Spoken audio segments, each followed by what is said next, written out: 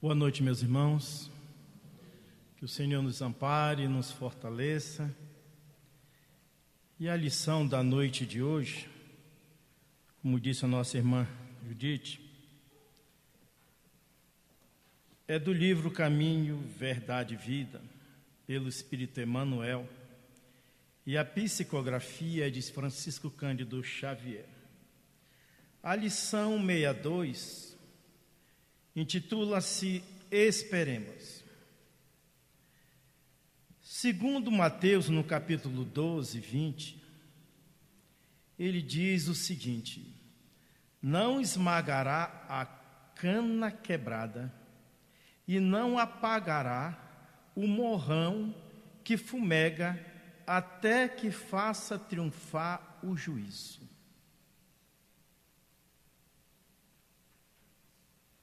O que será não esmagar a cana quebrada?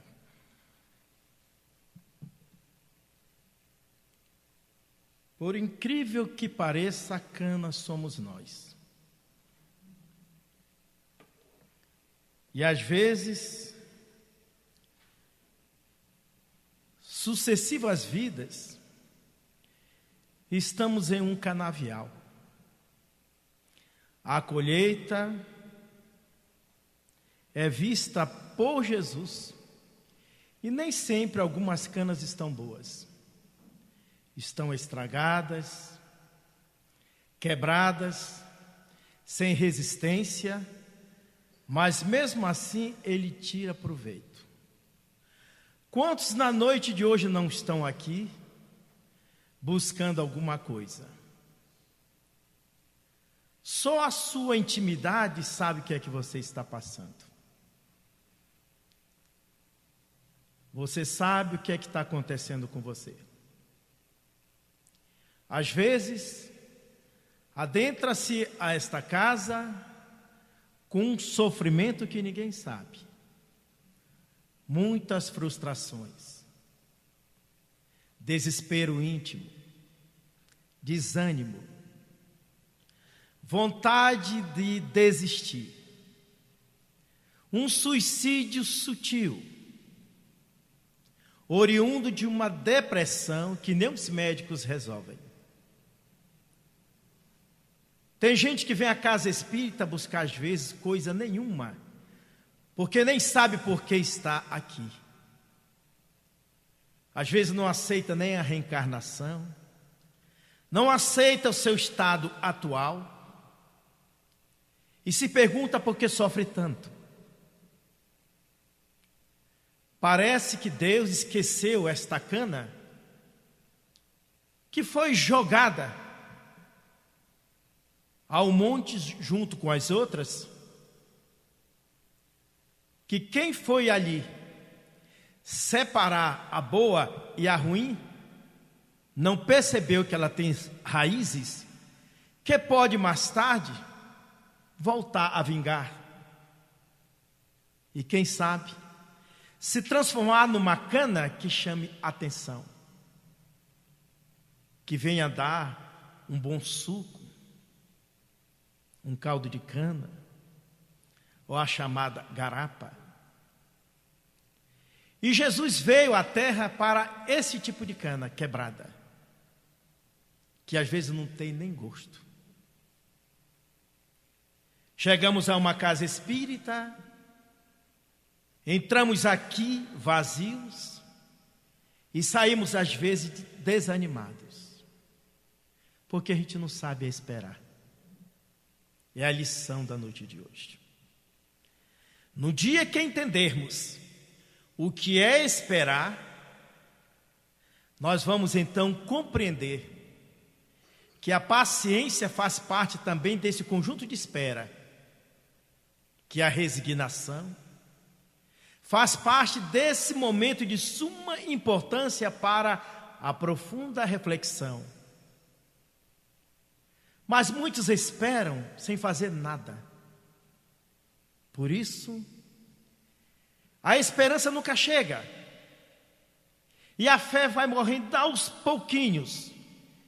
Porque enquanto a gente espera uma transformação interna, ou uma vida melhor, ou um Brasil mais justo, nós temos que ir à luta, fazermos parte daqueles que estão se destacando na terra nos piores lugares, nos piores momentos, fazendo algo de bom, para que quando você receber, já tem feito algo de bom.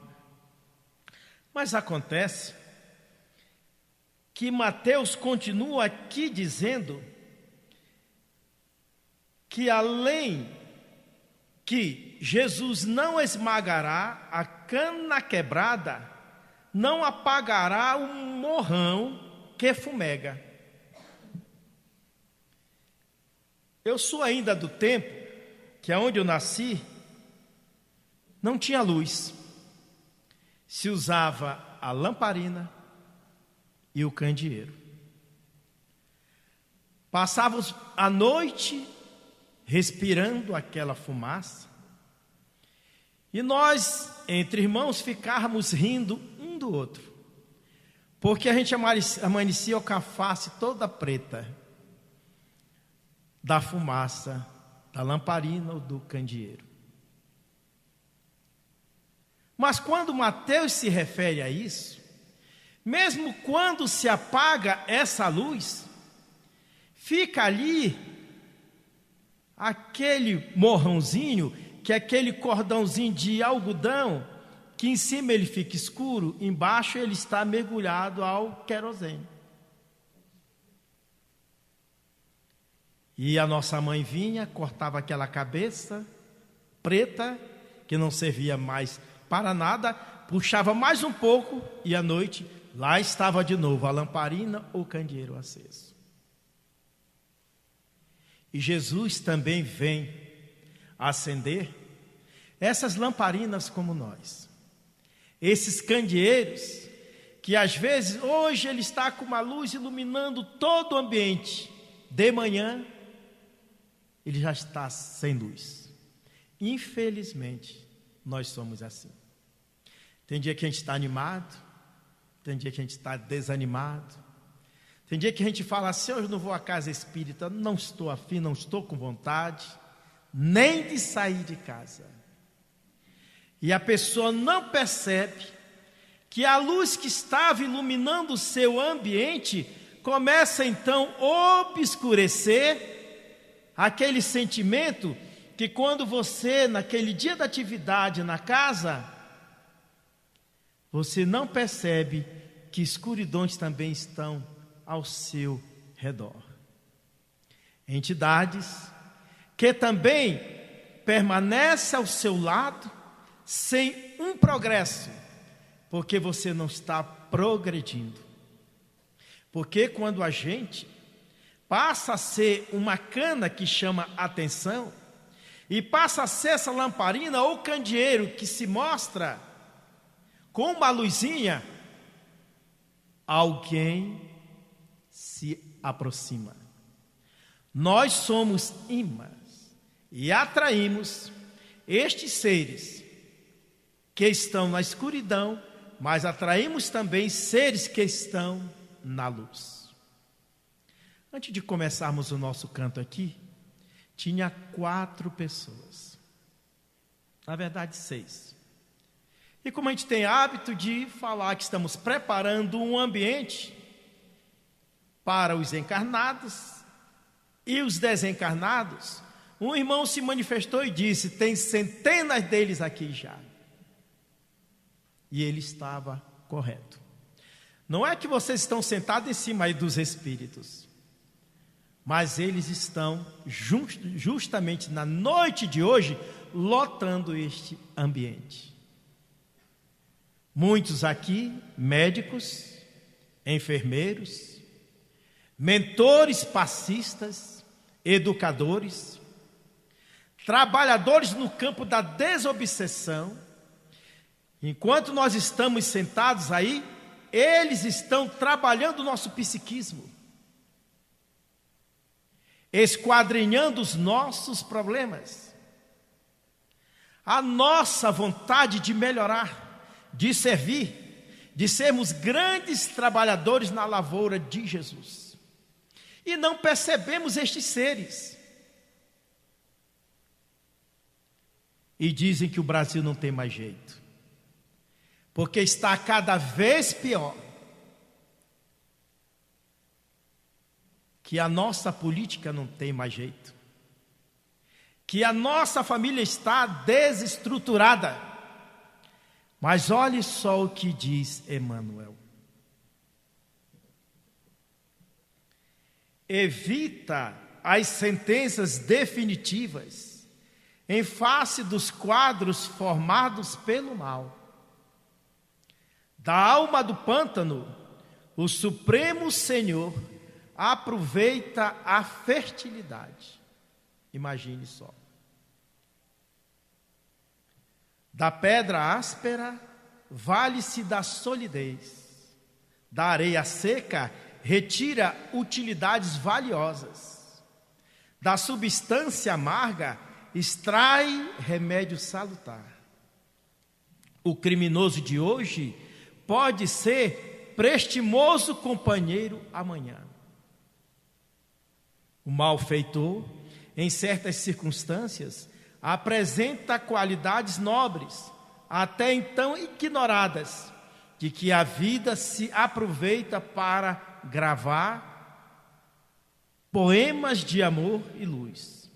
Deus não é o autor de esmagamento, é Pai de misericórdia. Não destrói a cana quebrada, nem apaga o morrão que fumega. Suas mãos reparam estragos, seu hálito divino recompõe e renova sempre. Não desprezes, pois, as luzes vacilantes e as virtudes imprecisas.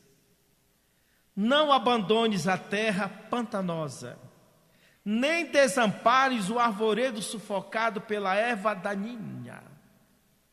Trabalha pelo bem e ajuda incessantemente. Se Deus, Senhor absoluto da eternidade, espera com paciência, por que motivo nós outros, servos imperfeitos do trabalho relativo, não podemos esperar?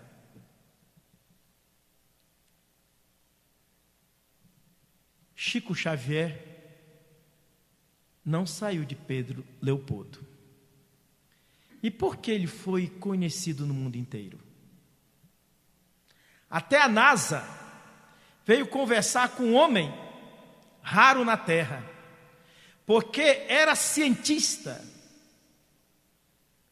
Prometeram a ele o maior salário que um ser humano possa ganhar, para que ele fosse trabalhar lá na NASA.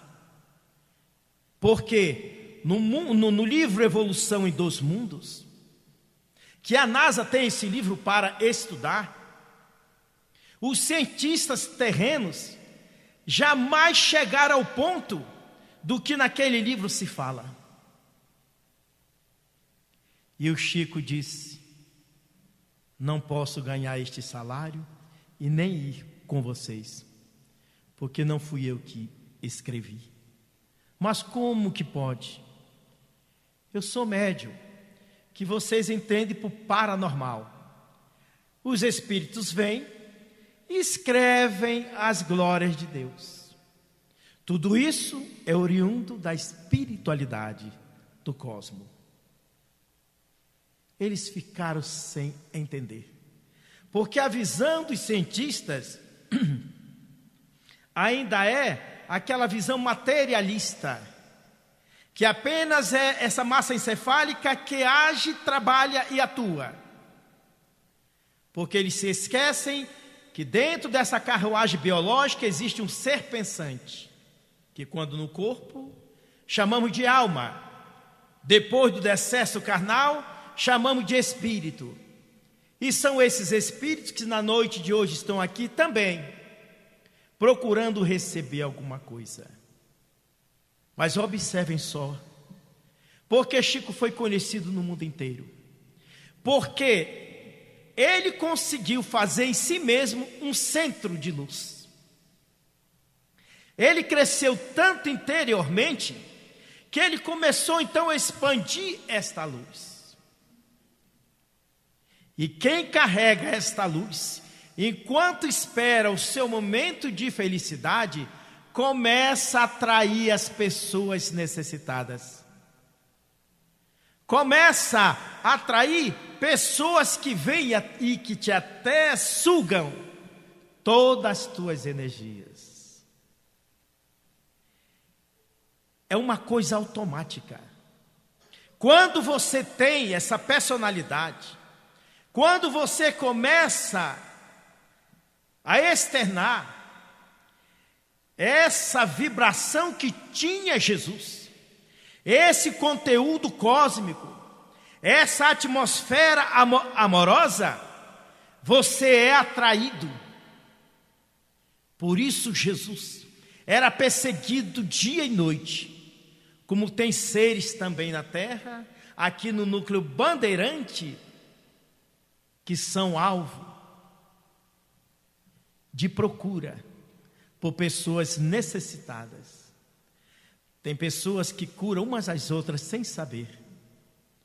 Porque quando a gente começa a fazer brilhar a nossa luz, aqueles que estão na escuridão começam a observar que tem algo ali de bom. E começam a fazer aquele círculo como o mosquitinho faz na luz que está acesa. Ele era um homem de bem, sabia esperar. Sofremos porque não sabemos esperar. Somos agitados, frenéticos, irrequietos. Nós temos pressa demais, exigimos demais. Por quê? Porque a agonia, infelizmente, ainda está acima da nossa paciência. Saber esperar não é para todo mundo, porque é questão de exercício. Você tem que pensar aonde entra o autoconhecimento, aonde entra a chamada meditação, porque até para meditar não é para todo mundo, porque dá logo aquela agonia. Eu tinha uma mãe literalmente impaciente. E os médicos agora estão inquietos, porque eles estão assustados, porque tanto câncer agora no ser humano. E eu conversando com um deles me disse: Paulo, tudo vem também do temperamento. As pessoas estão igual um vulcão, explodindo todos os dias, entrando em erupção todo momento. É o chamado pavio curto. E a minha querida mãe era assim. Eu na condição de criança ficava inquieto. Por que a mamãe é assim? E sobrava para nós, filhos. Principalmente eu, que era o mais velho, apanhava quase todos os dias por causa da impaciência dela.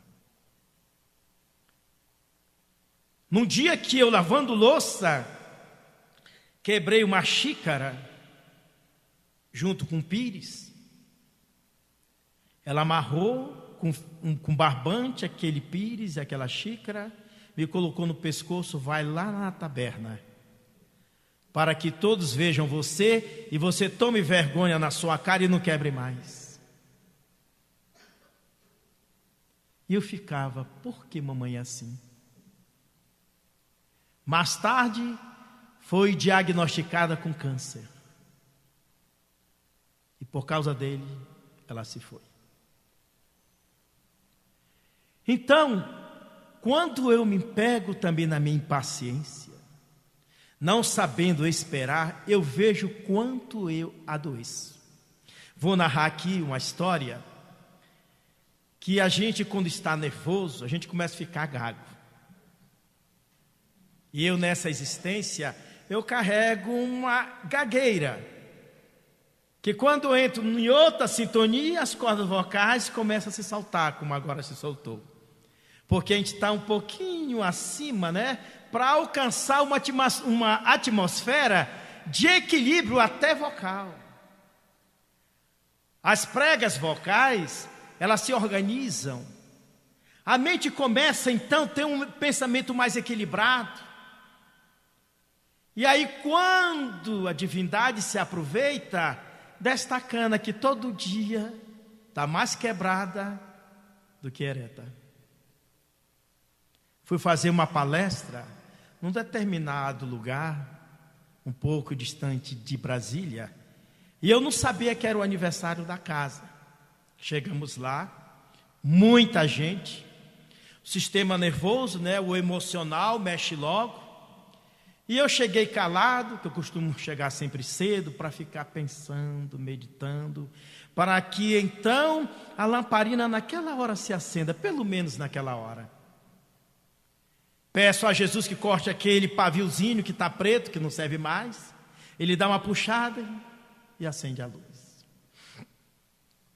E tinha um companheiro que não sabia que naquela noite eu estaria lá e não sabia que também eu falava.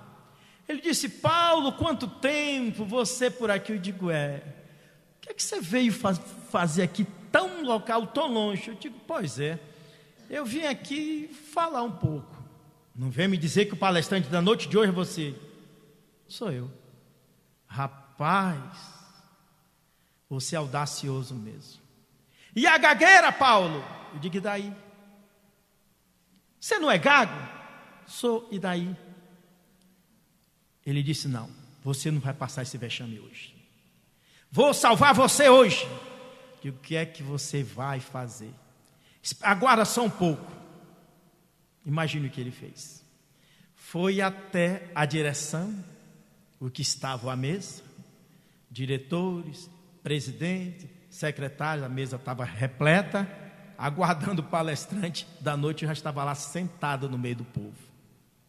E esse meu amigo caridoso, irmão, paciente, não soube esperar. Chegou lá para a mesa e disse, e eu lendo rapidamente, que eu leio um pouquinho os lábios das pessoas. Eu digo: esse rapaz não tem o que fazer, está me queimando lá. Eu acabei de pedir para Jesus acender o pavio, ele acaba de queimar. Aí a mesa ficou alvoroçada. E eu só vi: é aquele que está ali sentado? É aquele mesmo. Aí levantaram, não é? Um tomou à frente e disse: meus irmãos, boa noite, já está na hora da atividade, não é? Nós recebemos aqui com grande carinho o nosso irmão Paulo, venha logo tomar aqui a mesa, tudo, e ele vai dividir sua palestra com nossos irmãos. Esse aqui fala já há 12.000 anos, esse fala aqui já há 5.000 anos, esse conviveu com Jesus. E eu olhei para o meu amigo, e ele me fez assim. Como eu estava na casa espírita, não fiz para ele. Digo: Paulo, espera, Paulo. Aí o presidente da casa veio, apertou minha mão, me deu um abraço e cochichou no meu ouvido: fale apenas 10 minutos. Não se preocupe. Mas eu vim falar um pouco mais. Apenas 10, meu irmão. Quando a gente quer, né, atingir o outro, a gente chega lá: meu irmãozinho, você não vale nada, meu irmão, mas Jesus tem misericórdia de você. Quem sabe um dia você presta.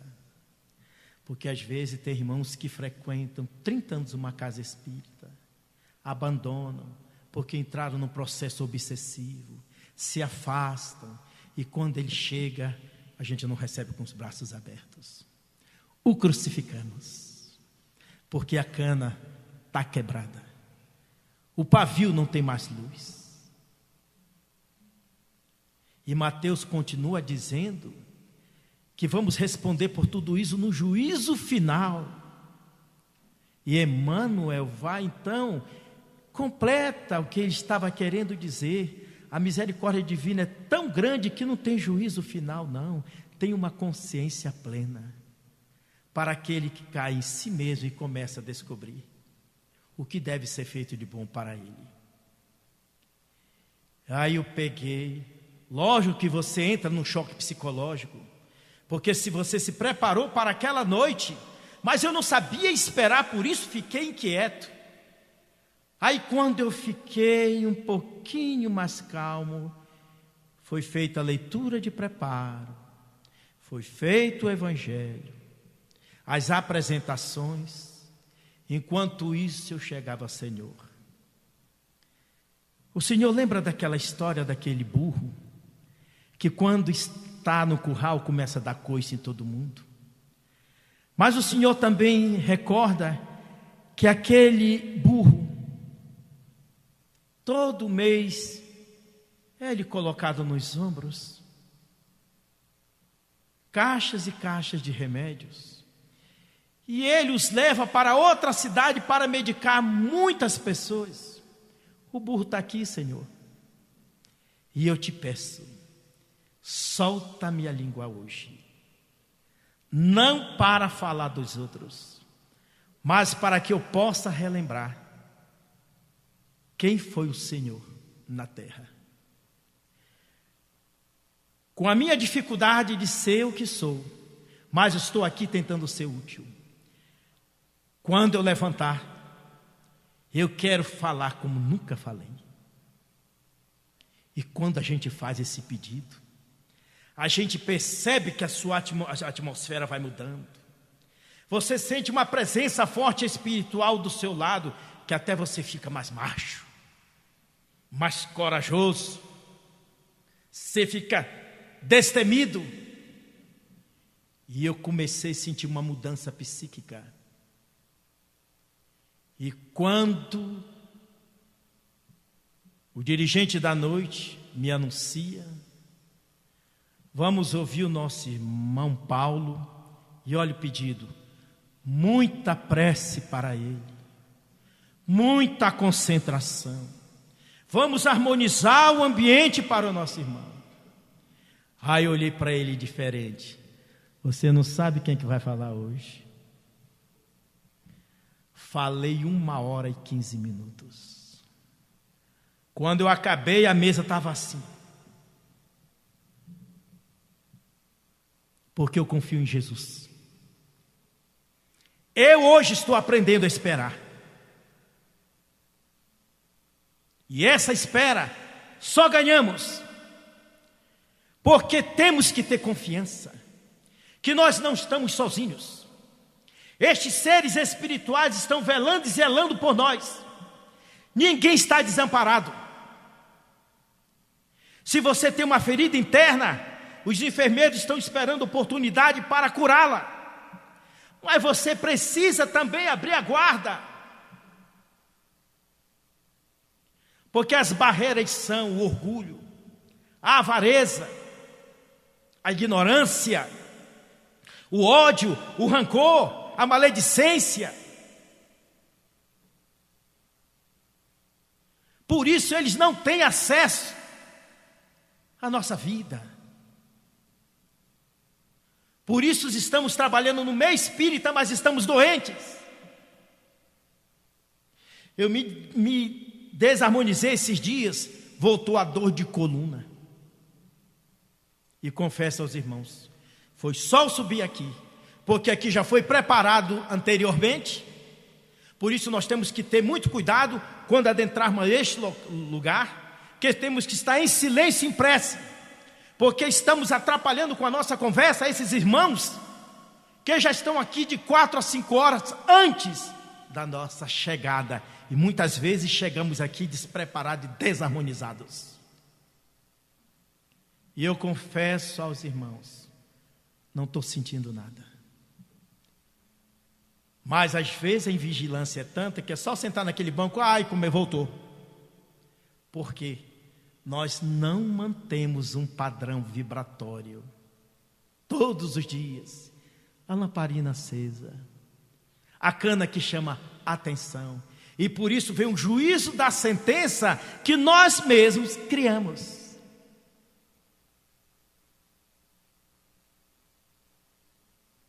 E eu peguei, ao terminar, vi o meu amigo me levantando. Paulo, perdão. Mas Paulo, perdão. Pelo que, meu irmão? Pelo que eu te fiz. Eu te julguei. Eu digo, então não faça isso nunca mais. Sem não conhecer a pessoa. Você precisa me conhecer mais. Porque eu, nas minhas dificuldades, sempre estarei trabalhando. Por Jesus, com Jesus e por mim mesmo. Porque eu confio nele, meu amigo. Por isso saí de tão longe, porque eu sei que eu não estou sozinho. Por incrível que pareça, ele começou a me escalar para outros centros mais longe ainda, confiando. E essa confiança e essa espera tem que fazer parte da nossa vida. O meu filho estava estudando lá em casa, pegou sua bicicleta, afoito, na época tinha 18 anos, agitadíssimo, jovem, resolveu colocar 80 km por hora numa bicicleta, e ele não viu que tinha uma ondulação, voou e jogou os seus 80 quilos no rosto, numa queda. Perdeu os dentes da frente, rasgou o rosto. E eu sem convênio, atuante no meio espírita. E a gente pergunta, poxa vida, eu faço tanto por Jesus, e ele nem sequer livrou o meu filho. Jesus não tem nada a ver com isso. Nós temos que ser responsáveis pelos nossos próprios atos. Se o carro passa por cima de nós, é porque a gente não olhou nem para a direita nem para a esquerda. São os espíritos. Eles se aproveitam da nossa invigilância. Aí são eles e nós e eles. Aí sim. E eu estava me consultando com o médico, tudo, e o telefone toca. A namorada dele, que era para estar estudando e não está lá em casa, porque eu saí, ela entrou. Paulo, pelo amor de Deus, vem aqui, o que é que foi? O Tiago caiu. Doutor, dá licença, preciso voltar. Peguei um táxi, cheguei em casa. Nessa época eu morava numa casa de 2 andares. Todo o departamento da casa era gota de sangue. E eu fui achar ele lá em cima. Ela em desespero e ele com o rosto do avesso. E me mostrando, sem os dentes. Meu filho, eu não tenho convênio, o que é que eu posso fazer? Mas vamos assim mesmo. Tem um hospital lá na Asa Norte, vamos ver o que é que a gente faz. Cheguei lá, meu Deus do céu. Era uma fila imensa. Eu digo, estamos lascados. Você e eu. Mas vamos ver o que é que vai dar. Chegamos lá, era às 14 horas. Deu 16, 17, 18. E eu em prece, Senhor, me ajuda, eu preciso de ajuda. Aí passa um médico, dando boa tarde para todo mundo. Ele pegou, olhou para o meu filho. Onde foi isso, rapaz? Acabei de cair. Me desculpe aí todos. Entra aqui. Tanta gente escolheu ele. Olha a prece. Olha a confiança. Olha saber esperar mesmo agoniado. Você vai ficar aqui, que eu vou fazer sua cirurgia de madrugada. E contei ele, olha, esse rapaz é cantor, é isso, aquilo, tudo. Ele disse, cantor, agora que eu tenho que cuidar mesmo do rosto. Porque senão as gatas não vão olhar para ele nesse estado. Fez a sua cirurgia plástica. E eu fiquei, meu Deus, como é que pode? Tanta gente foi escolher meu filho. No outro dia ele foi liberado, mas faltavam os dentes. E para encerrar, eu não tinha dinheiro para fazer implante, mandar fazer, pedir. Eu fui fazer uma palestra lá na Asa Norte e contei o caso dele, sem intenção nenhuma. Só contei apenas o caso dizendo como Deus não nos desampara. Aí terminamos a palestra, algumas pessoas vieram nos dar um abraço, por gratidão, tudo. E chegou um rapaz que você não dá nada por ele. Me dá um abraço e segura isso aqui. Dei um abraço nele. Quando eu segurei, olhei, cirurgião, dentista. Apareça amanhã no meu consultório e leve o seu filho. Digo, Senhor, de novo, mais uma de tuas misericórdias. No outro dia eu levei o meu filho. Ele disse, você me ajudou ontem com a sua palestra. Hoje eu te ajudo com teu filho. Implantou todos os dentes.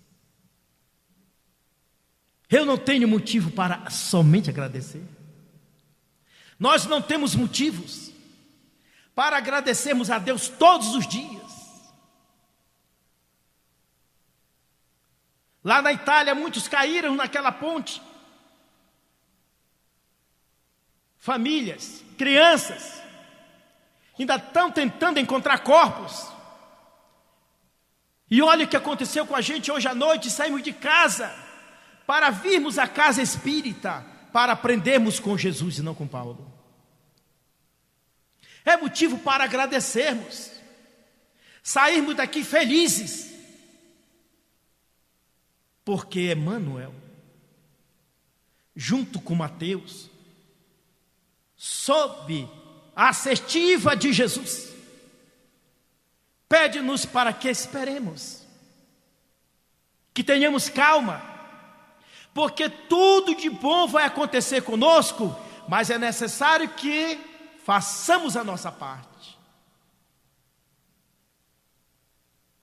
Vamos trabalhar com Jesus desprendidos, sem interesse nenhum,